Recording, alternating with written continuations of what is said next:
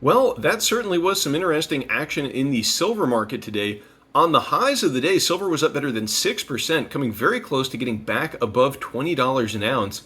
And there was a slight pullback before markets closed, but still, silver finished up more than 5% on the day, and so a very strong day for silver. Now, I guess the question at this point is, will this trend continue, or is this just some kind of a dead cat bounce? So I want to take a look at some charts and some data today to see if we can get an idea of where silver might go from here. And also in today's video, I want to cover a crisis which appears to have the magnitude and the severity to potentially be the impetus for central banks in the West, including the Federal Reserve here in the US, to reverse policy, to pivot, and to once again open the floodgates of liquidity. So we're going to get into that. And then finally, I want to cover the CPI data that we're going to get tomorrow and what it might mean for the precious metals markets tomorrow and also moving forward. So let's get to it.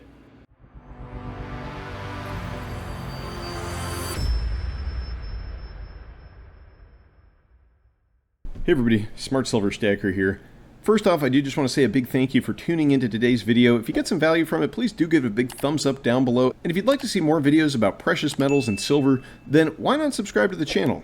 Okay, so as you can see from the chart here, silver had a very nice day, up over 5%, and it was a good day for a lot of assets. All the major stock indexes were in the green, oil was in the green, gold was in the green, Bitcoin was in the green, but the action that we saw in silver today is indicative of the difference between gold and silver. And you can see gold up less than 1%, but silver up over 5%. And silver is such a small market, it's a lot more volatile than gold. And when you do get a bull market developing, silver can really take off. And this is kind of where silver shines, when you actually get some positive price movement in the metals. Now, what was behind this surge that we saw in the price of silver? Well, a lot of it had to do with the US dollar index beginning to break down. And we're going to put up the 5-day chart here of the US dollar index. And you can see that last week, the index hit a 20-year high of over 110. But today we are back down to just over 108 on the US dollar index. So still high relative to recent history, but the trend may have reversed for dollar strength. And all of this started when the ECB last week announced a surprisingly large hike in interest rates. They raised their key rate 75 basis points, and that was up from zero. So anytime you're moving off of zero, again, in a relative sense, that is a very big move. And at the same time they announced that surprisingly large hike in interest rates, the head of the ECB, Christine Lagarde, also adopted a very hawkish tone, kind of similar to what Powell was doing at Jackson Hole a couple weeks ago. And on that news that the ECB was starting to tighten up, and on this real hawkish announcement from Christine Lagarde, the euro began to strengthen against the dollar. And so this is a chart of the US dollar versus the euro. And same story here as with the US dollar index. You can see that last week, the dollar actually was trading above parity with the euro. It was worth over €1.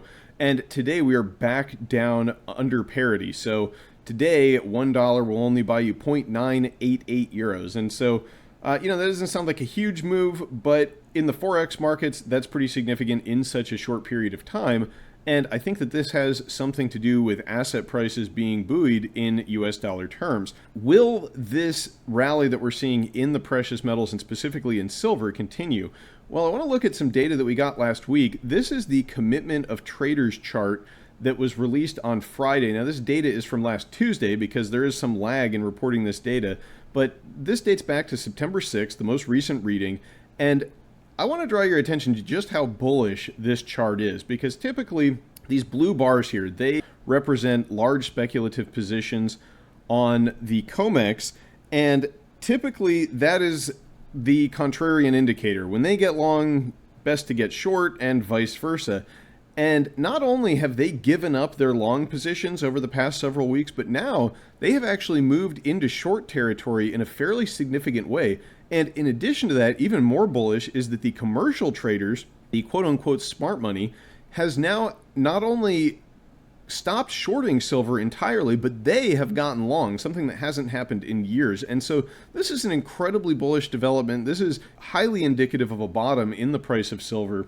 And, we live in a era of highly irrational markets, so I suppose that silver could still go lower and this chart could get to even more extreme readings. I think it is a very low likelihood. I think it much more likely this chart represents a huge opportunity in silver, and today's action just kind of bears that out. And I believe that based on this data, silver still has quite a bit of room to the upside to continue moving up. And I don't do a lot of technical analysis stuff. I'm not a technical analyst by any means, but someone who does is Clive Mond, and he has been doing technical analysis on the precious metals market for some time. He's got a paid blog, but this is from his free preview site. Occasionally he'll publish an article for free, and I thought this was a very interesting long-term chart of the price of silver. It's a 13-year chart, and he's drawn this cup and handle base here, and cup and handle is an incredibly bullish formation. And in addition to that cup and handle base, he's also put on the chart here this large symmetrical bull formation. And you can see that with the drop over the past several weeks, silver came right down and touched the boundary of that. And then with today's price action, it seems to be bouncing off of that in a big way. And that could be indicative of a possible breakout. Now, of course, nothing is guaranteed. And I believe there are some factors which could weigh on the precious metals market in the short term as well, and we're going to talk about those in just a minute. But first, I do want to say a big thank you to today's video sponsor, silverbotanicals.com, household and personal hygiene products that utilize the power of nano silver. You can head over to silverbotanicals.com today and save 10% with the coupon code STACKER, and also we are continuing the promotion this month where any stacker who purchases $50 or more of Silver Botanicals products and you put that coupon code STACKER in there, not only will you get 10% off your order, but you're also going to get a free brilliant uncirculated 90% Roosevelt dime. Definitely make sure you use the link in the description to head over there today and check them out. All right, so on to the Black Swan event, which seems to be developing. And I use the term Black Swan kind of loosely here because technically a Black Swan is something that you shouldn't be able to see coming, and this seems pretty predictable to me. But nonetheless, I think that this could be highly disruptive. And this is the energy plan that the new UK Prime Minister, Liz Truss, has put forward as a way to bail out UK energy consumers. And essentially what she's proposing to do is to cap energy bills for households at £2,500 a year. How will they finance covering the additional costs? Well, they're going to subsidize the bills. So basically, if you live in the UK and your bills go over £2,500 a year, the government is going to pick up the difference. And of course, this is going to have exactly the opposite of the desired effect because this removes all incentives for UK citizens to economize on their energy usage. There's a free market mechanism that allows scarce resources to be allocated efficiently. And this government micromanagement in the economy is going to completely subvert that mechanism. And it's not just me saying this, I'm kind of an armchair economist, but this is an article from oilprice.com from yesterday reporting that experts at the economic think tank, the Institute for Fiscal Studies, have said that energy supplies may run dry due to the government propping up energy spending in the UK. And so they're forecasting that there are going to be blackouts and complete energy shortages in the UK. And you don't have to have a PhD in economics to understand that when you begin subsidizing the consumption of a scarce resource, the scarcity is going to get worse. And, typically price controls like this scheme, this is just a form of price control, they lead to shortages. And of course, everybody in the UK, while they may have to pay higher bills now because of higher gas and energy prices related to the sanctions on Russia and the lack of flow of gas from Russia to Western Europe, they're also all going to have to pay in a very big way for this plan in the form of much higher inflation. The estimates for this plan in this article by the BBC are that it's going to cost at least £100 billion to pay for. And so, how it goes with these estimates, they're always undershooting the actual cost by a considerable amount. They're probably basing it on current trends with energy consumption, but the thing is that when you start subsidizing people's energy consumption, their consumption is going to go up. And so it'll probably cost a lot more. The bottom line is this is going to lead to the potential collapse of the economy in the UK. It's going to lead to a much, much worse economic crisis, probably a prolonged one, and much more severe energy shortages. And it goes beyond just the UK. And this is an article Bloomberg published last week on Tuesday, citing an executive at Norway's energy giant Equinor, that there are $1.5 trillion in margin calls that are straining European energy trading, and there may be the need for additional liquidity injections and emergency loans, and all of this is going to be financed by the printing press, and so all of this is tremendously inflationary and very foreboding for the European economy. And it doesn't look like the EU response to this crisis is going to be any better than the UK's. This is something that came out in Reuters today, that the EU is now eyeing a levy on fossil fuel firms to help consumers survive the energy crisis. And so this basically means that they're going to have confiscatory taxes for energy companies who have reaped, these quote unquote windfall profits. And again, this will ultimately have exactly the opposite of the desired effect, because if you take away the profits from the energy companies, what incentive do they have to expand their capacity and explore and produce more energy?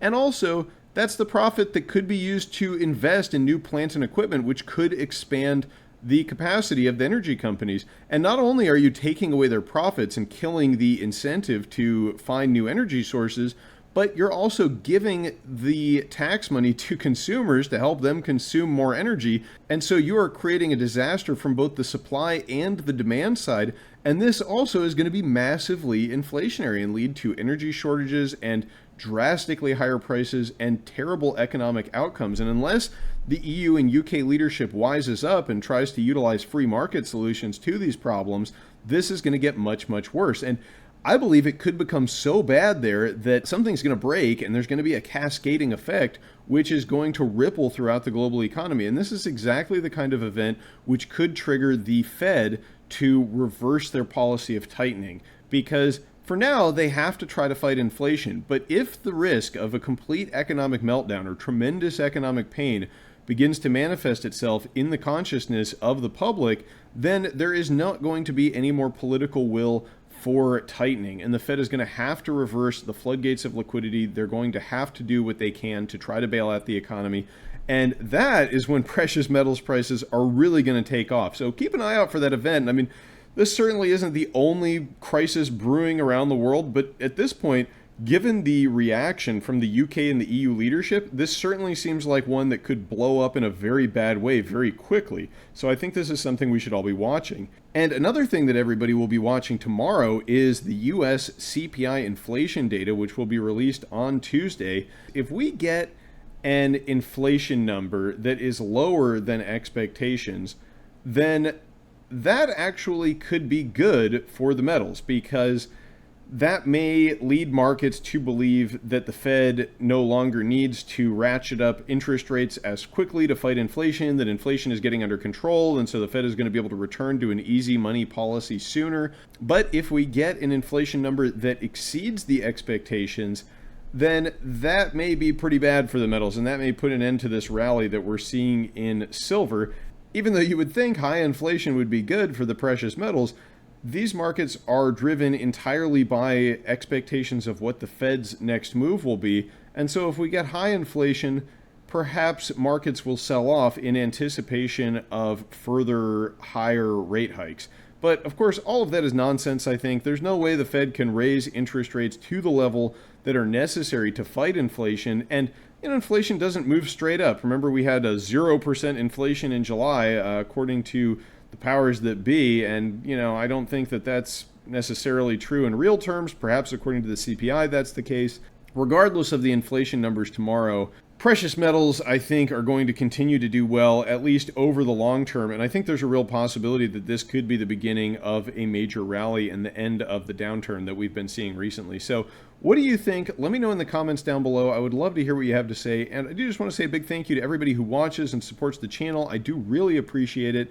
And if you haven't subscribed to the channel yet, we're getting really close to 30,000 subscribers here on the channel. So do me a favor and click that subscribe button and help us get closer to that goal. And I will catch you next time. Thank you all very much for watching. Smart Silver Stacker, out.